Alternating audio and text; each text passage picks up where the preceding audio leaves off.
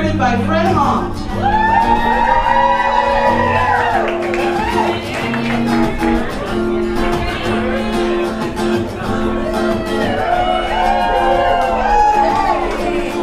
Katie Powell Lee, escorted by Ryan Merrill.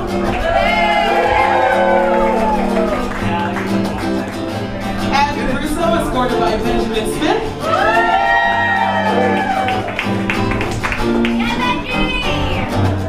Catherine Freeland.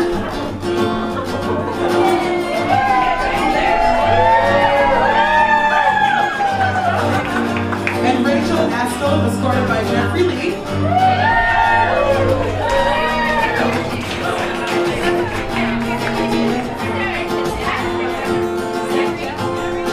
And now, ladies and gentlemen, please welcome for the first time as husband and wife, Mr. and Mrs. Brendan Lee!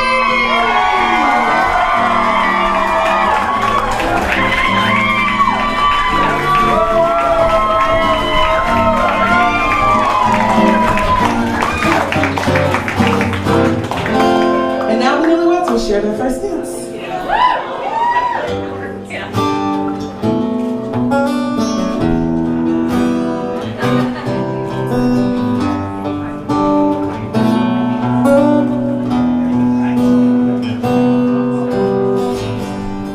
I've been searching a long time for someone exactly like you. I've been traveling all around the world, waiting for you to come through. Someone like you, make it all worthwhile. Someone like you keeps me satisfied. Someone exactly like you.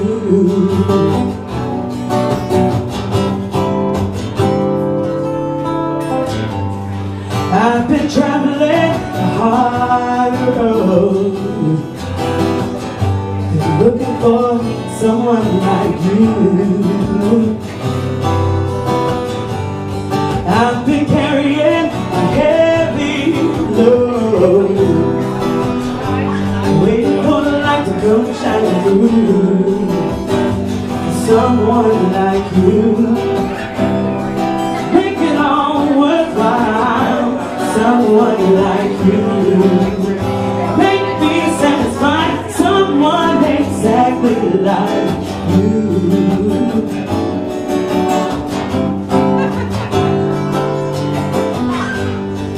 I've been doing some soul searching, find out where you're at. I've been up and down this highway, all kinds of foreign land. For someone like you, make it all worthwhile. Someone like you, keep me satisfied. Someone exactly like you.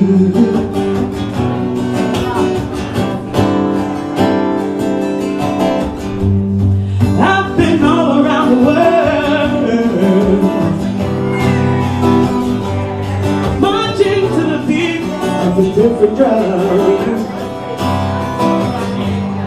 But just lately I have realized, baby, the best is yet to come. Someone like you, make it all worthwhile. Someone like you keeps me satisfied. Someone exactly like you. Someone exactly like you. Someone exactly like you.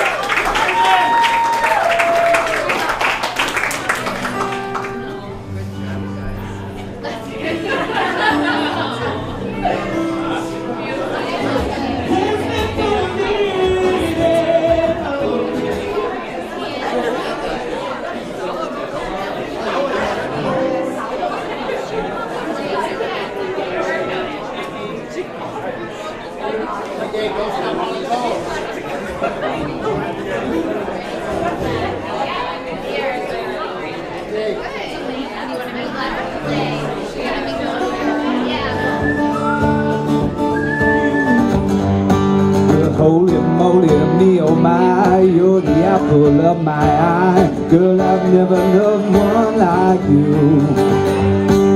Man, oh man, you're my best friend. I'll scream it till the nothingness. There ain't nothing that I need. Real hot and heavy, pumpkin pie, chocolate candy, Jesus Christ. Ain't nothing please me more than you. Oh, home, let me come home. Let me come home, mama, I'm coming home.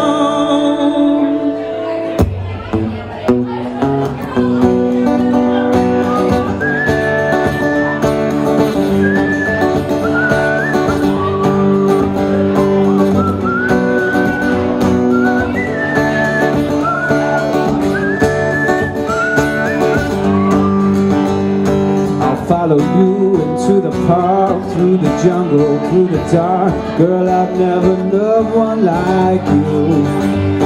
In boats and waterfalls, alleyways and payphone calls, I've been everywhere with you.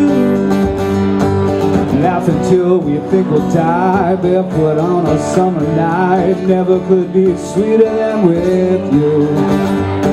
And in the streets you're running free, like it's only you and me. Geez, you're something to see. Oh, home, let me come home. Home is whenever I'm with you.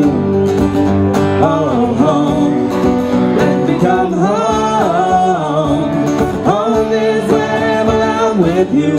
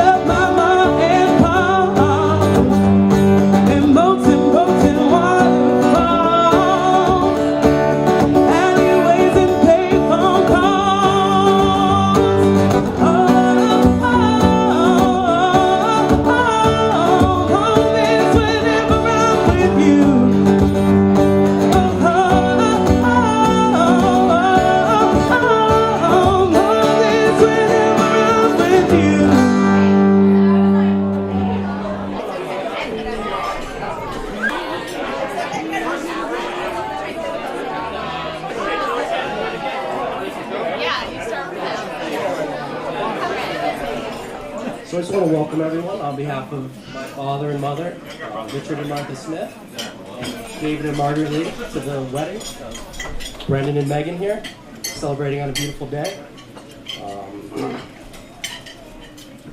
So Wellfleet's always been a special place for our family. We've come here for vacations and for as long as we can remember. So it's nice to be able to share it with all of you here today on a beautiful day.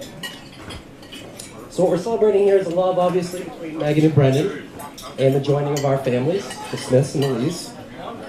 Couldn't be more pleased, obviously.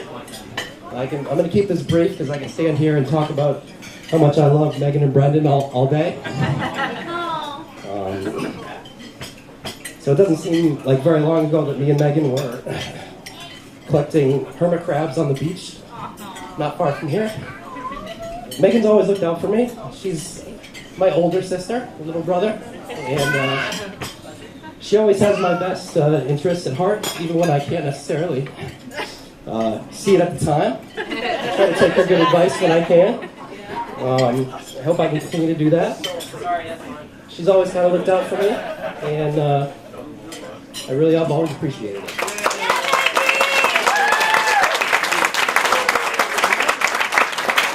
So I've known Brendan maybe longer than Megan has. My first memories of Brendan are playing baseball in middle school together. I know Todd and some of the other people here were on the team. We're in the same class in 4th grade, apparently.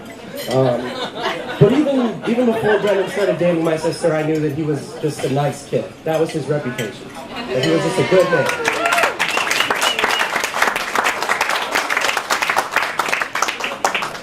Honestly, he's so good sometimes, especially with my parents, he makes me look bad. 'Cause he's so...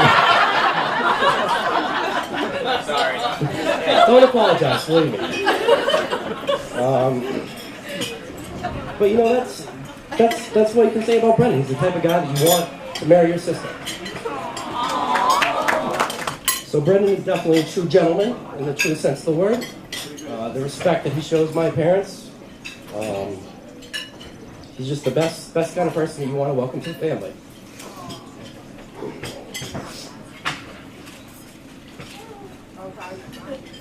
I guess in closing, I just want to welcome Brendan to the family, even though he's been part of that for a long time.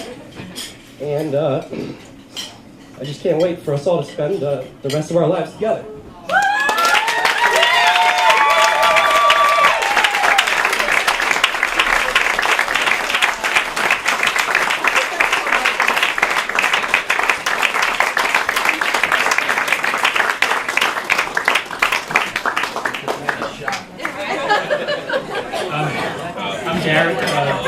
Older brother. Just so everyone knows, sit tight, we got a lot of speeches, so get comfortable.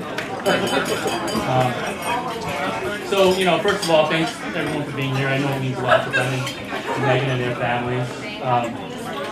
Through this special time, I've been thinking about my relationship with Brendan growing up, and I sort of categorized it into 3 different phases. I'm going to tell you a little bit about each phase, but start from the beginning. We'll go to when Brendan was born. As my dad will tell everyone, Brendan was supposed to be his little girl. Brendan was supposed to be his daughter. He was supposed to be my little sister. So the whole family had a little bit of disappointment to get over with to start with. But we got over it eventually.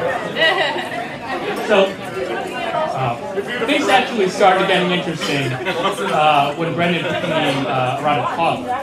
And that's when phase 1 started. And I call it the ideal little brother phase. Because at this time, Brendan did absolutely everything that his older brothers wanted him to do. He was so eager to please, and Jeff and I sort of took advantage of it. So here's one example. At some point, we convinced Brendan that he was something called the Happy Day Fairy. His assignment as the Happy Day Fairy was to run down to the kitchen and grab Doritos and Fritos for his 2 older brothers while they were sleeping in bed for a midnight snack.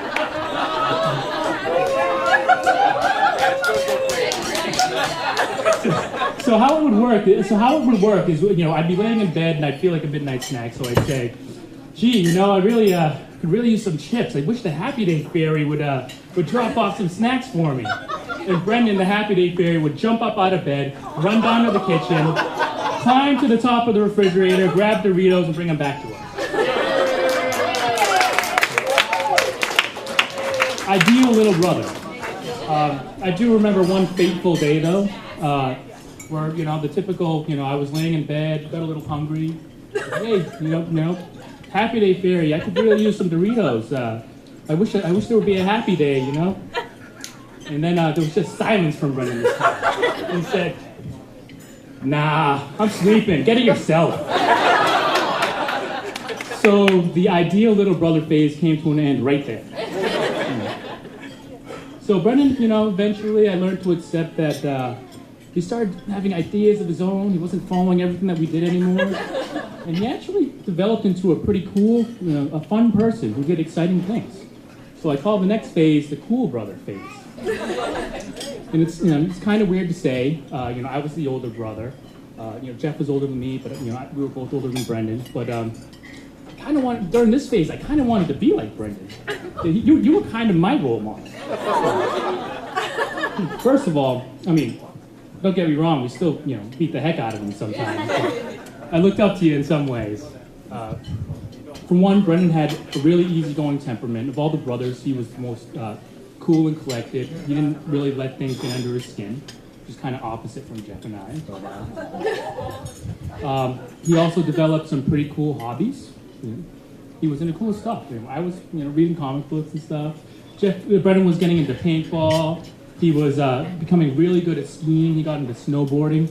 He was doing cool stuff that I kind of wish I was doing. Brendan also, he developed a great sense of adventure. He started traveling. He traveled Asia to Europe. He was doing exciting stuff. And I kind of admire his sense of adventure. Maybe the best example of Brendan's cool brother phase was his beloved Audi S4. Now, I don't know how many of you remember this or you know what an Audi S4 is, but it's a supercharged turbo German automobile. It was fast, it was powerful, it was way too it was way too expensive for someone right out of college to be buying. But you know what? Brendan was adventurous, he bought it anyways. Now, part of me thought, man, Brendan, that's kind of a crazy purchase. But what I really thought about it was every single time he sat in it and turned that car on, I thought, that is the coolest 22-year-old on the planet. That's pretty cool. So Brendan had a sense of style, and I really looked up to it. But, at some point, Brendan decided that he was going to sell the Audi S4. And I don't really understand why. I found out that he wanted to sell it. He wanted to get some extra money. He wanted to rent an apartment with Megan. And I know that Brendan loved that car, but apparently he loved something more. More on Megan later, but this goes on for a little while. Yep.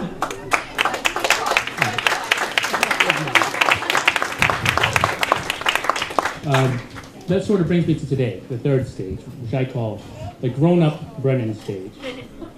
Today, Brendan's a very responsible, very knowledgeable, and wise person. And he always had these characteristics, but they really shine now more than ever.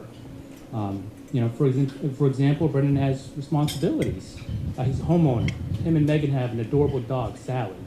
And Brendan takes great care of Sally. They both do. Quite often, Megan and Brendan are the only thing in between Sally and everyone's food.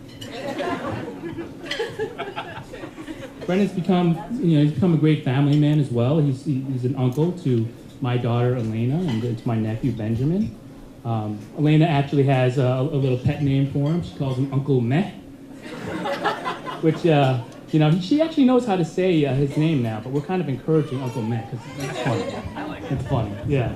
And maybe the best example of Brendan and how far he's become since he was that little kid is how he deals with himself outside of the family. I've gotten to know Brendan not only as a brother lately, but as a business partner as well. The Lee brothers have some investments in apartment buildings, and I've got to see Brendan in action. I've seen Brendan deal with tenants. I've seen him deal with contractors, and it's crazy for me to see that this little kid who I remember was too afraid to go to a birthday party without my mom. Now he's giving orders. He's calling the shots. He's making sure everything goes smoothly. He's very, and I'm very proud of him. I'm very proud of him, and it's been a joy to see him grow into the man he is today. So, all right, next part's a little corny, so bear with me for a little bit. The Lee brothers don't say this to each other too often, but today's the best occasion to say it. Brendan, I love you. I love you the same way when you were this tall. No front teeth. I admire you. I admire you for your sense of style, your sense of adventure. I respect you as a brother, as someone that I can go to and count on anytime I need it. And Megan, you represent everything that Brendan represents. You have a sense of adventure as well. You know how to live life and how to love it. you also have a great head on your shoulders. You know how to be pragmatic when you need to be. And, and frankly, Brennan, he listens to you more than he listens to anyone. And you're really going to need that because you're going to have to be the one to keep him from buying additional S4s in the future. So to Brennan and Megan, I love both of you guys. Thank you so much. I'm so happy that you guys are my family. We'll do another toast to Brennan and Megan. I don't have. To Brennan and Megan, cheers.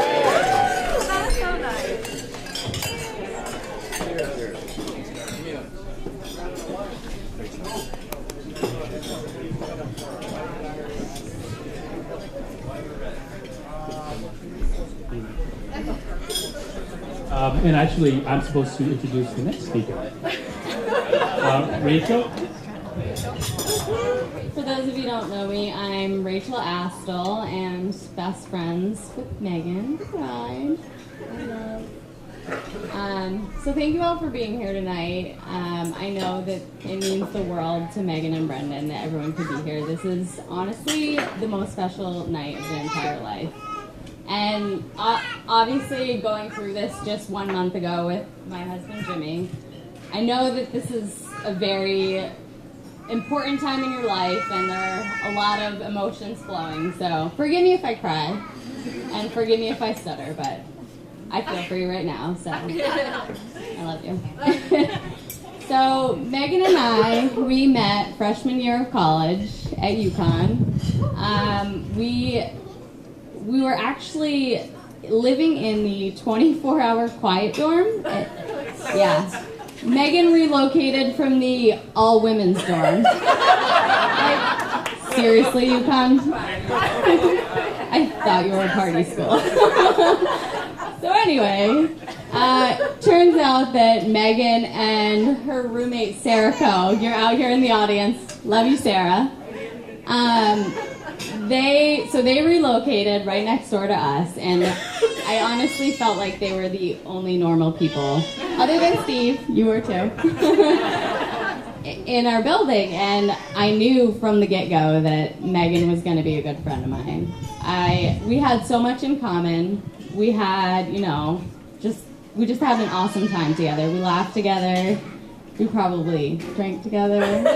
We studied together. We went through everything together, and we lived together for the next 3 years at school. And when the time came to graduate and part ways, Megan went to grad school in Boston, and I was on my job search, and I really, really wanted to be in Boston because, why would I want to be in Connecticut? Seriously. And why would I want to be back home in Rhode Island when my best friend's in Boston? So I tried my hardest to find a job, and once I did, Megan let me stay on her couch for 2 weeks. And then I found a place and, got going eventually, and she was my rock. Yeah. Sorry. And I always looked up to her even though I had an older sister. Yeah, sorry. Ugly cry. And Megan, you've always been like a best friend and almost like a third sister to me, and I love you to pieces. And when Brendan came into the picture, I knew that he was a great guy right from the beginning. You treated her well, and you still do to this day. And I actually, as Megan was walking down the aisle, I looked at you, Brendan, because I wanted to see your reaction. Sorry. And I could see the look in your eyes. And it's fine. And how much you love her and appreciate her, and you treat her so well. And that's exactly what I want from my best friend. Sorry. And I know that you're just as eager because you couldn't wait to say I do. You definitely jumped the gun on that, but it's okay. If I were marrying Megan, I would do the same thing. And I'm honestly so happy that you guys are here together and are going to spend the rest of your lives together because you're perfect for each other. You're both amazing people, and I'm so glad that Jimmy and you have come into the picture, Brendan, and been able to grow our relationship, and soon our kids will be in on that as well. So I know that we have a long road ahead of us, and today is just the starting point. Even though 10 years are already behind us, we have a lot more to come. So I just wanted to raise our glasses to the new Mr. and Mrs. Lee, and there are no more tears allowed tonight. Thank you all.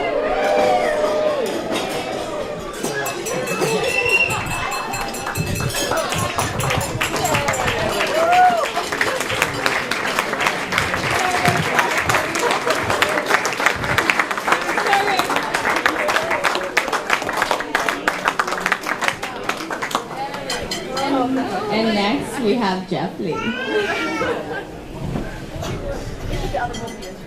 Thanks. Not sure there's anything left to say. But those are awesome speeches. For those of you who don't know me, my name is Jeff. I am Brendan's oldest brother, his other best man, and the better looking twin. Once again, I'd like to thank everyone for being here tonight. It's great to see so many of Megan and Brendan's friends and family from afar here to celebrate Megan going from one extremely generic last name to another extremely generic last name. Meg, I hear that Megan Lee 21639@gmail.com is still available, so you should probably jump on that pretty quick.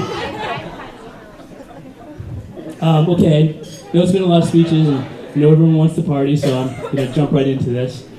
When I was thinking about what I wanted to talk about today, I thought it might be nice to give a little history lesson on how Megan and Brendan came to be. And then my dad gave his rehearsal speech last night at the dinner, and I realized that I actually probably have no idea. I might be completely wrong. So what I can do is give everyone my perspective as an older brother about Brendan and Megan. And what I do know is that the two of them went to the same high school together, Weston High School. They knew each other, though they weren't particularly close. And I think Meg told me once that Brendan was kind of known as that guy who always seemed to have a girlfriend. So, I did not have that problem in high school, so it's not for that. After high school, Brendan went to UConn, as Rachel said, and Brendan went to BU. They kind of had their separate college experiences. And then after they graduated, Meg came back to Boston to get her grad degree, and Brendan was already here, and started hanging out again. For any of you who have ever doubted Meg's courage and determination, you need to know that the first time Brendan brought Meg around to hang out with the family, at least from my perspective, was a nice, fancy family dinner. I think it was a restaurant in Burlington. And in classic Brendan fashion, he gave us about 10 minutes notice that he was coming, and not only that, he was bringing a girl that he was seeing as well. So I'm sure that was pretty intimidating. There was Meg sitting in front of 6 virtual strangers, judging her every move. And as much as I like to say we weren't judging her every move, we definitely were. But you passed the flying colors. Obviously, we're here today, and we all love you. Growing up, Brendan and I and Garrett, we didn't talk too much about emotions. We didn't talk too much about our feelings, and Brendan certainly didn't talk to me much about his love life. This is a little bit odd. I'm not sure why, because as my wife can tell you, I probably could have given him some pretty awesome advice on how to handle all the ladies, but maybe Brendan didn't think so. I'm not really sure, but. Anyhow, even without my expert advice, Brendan and Megan became a couple. And from what I'm hearing, Megan was pursuing Brendan. That's news to me, but you guys are going to have to ask to know about that. One sec. I'll grab my notes. Looking back, I don't really recall Brendan and Megan casually dating or taking things slow. Just my perspective, I guess. Maybe. But I do remember you guys becoming a meaningful and real couple pretty early on. You guys went through a lot together, things that brought you closer, pretty early on in the relationship. And ever since then, you guys have gone through a lot of good times, some bad times, and everything else in between. Today, you guys have come so far. You guys, as Garrett mentioned, you guys have a crazy dog named Sally. I know a lot of you have met her. You guys have recently bought a house together that you call home. The two of you have been building a life together for years now. And today is just making it official. Going to change gears here a little bit. As Garrett said, Brendan was supposed to be a girl. Clearly, my mom and dad decided to keep him, and when they did, the Lee family, as I knew growing up, was born. Growing up with two brothers was fun. We played a lot of sports. We got into a lot of mischief. We got into a lot of fights. I wouldn't change a thing about it, but I always did wonder, and I know my mom always fantasized, what would it be like to have a girl amongst us? I mean, even our dog, Bruce, was a guy. But now I'm happy to say I have two sisters. Katie, when she married Garrett, and as of today, Megan. Megan's so happy to call you my sister. Brendan, you can let go of your guilty conscience now. After 28 years, you finally fulfilled your destiny. So, good job on that. While I'm up here, I just want to say a couple things to my brother. It was a pleasure growing up with you. It's great to see you grow from a little guy that Garrett and I just pummeled on all the time to this teenager that almost choked me out because I used your mini disc player. I have not laid a hand on him since then. In fact, I'm scared to look him in the eye sometimes. And now you've become this man who lives life to its fullest. And you live it on your own terms too. And I really admire that. And I don't want you to change that. Don't change that about yourself at all. So I'm going to wrap this up. Brendan and Megan, before this night's over, I just want you guys to take a look around this room. That room too. And just realize,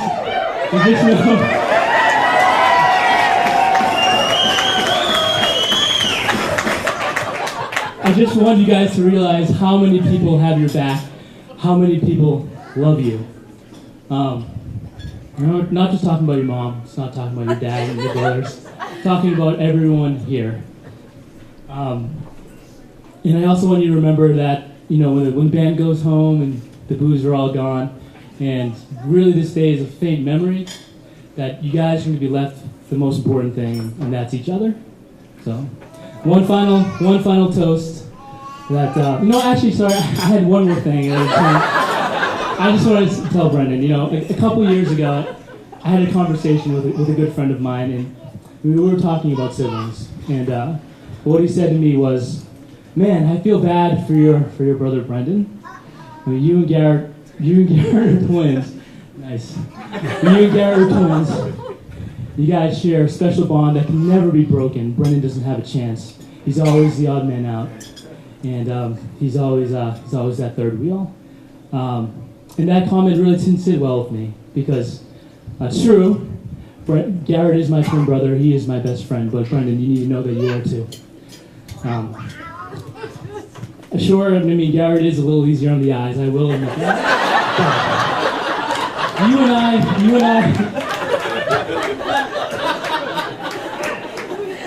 You and I share a unique relationship that is completely separate and independent from my relationship with Garrett, and I know the two of you have your own relationship too.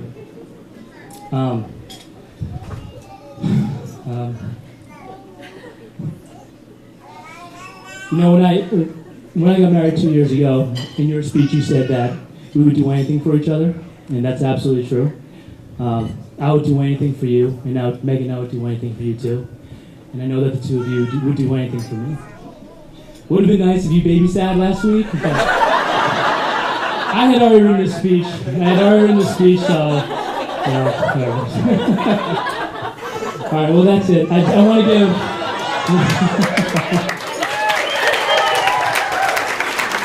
I want to give one more toast to... one more toast to Brennan and Megan. Since this is the last one of the evening, if you can people stand? Even you guys in that room. Brennan and Megan, I am so happy for you guys. I can't think of two people who deserve this more, who deserve each other more. So, the best of luck in the future. We all love you. Everyone here loves you. Congratulations on your wedding day. Cheers. Used to say that life went on too fast, and I had to take it slowly just to make the good parts last. But when you're born to run, it's so hard to just slow down. So don't be surprised to see me back in the right part of town. I'll be back in the high life again. All the doors I closed one time will open up again. I'll be back in the high life again. All the eyes that watched me once will smile and take me in. And I'll drink and dance with one hand free and let the world back into me. And there'll be a sight to see back in the high again.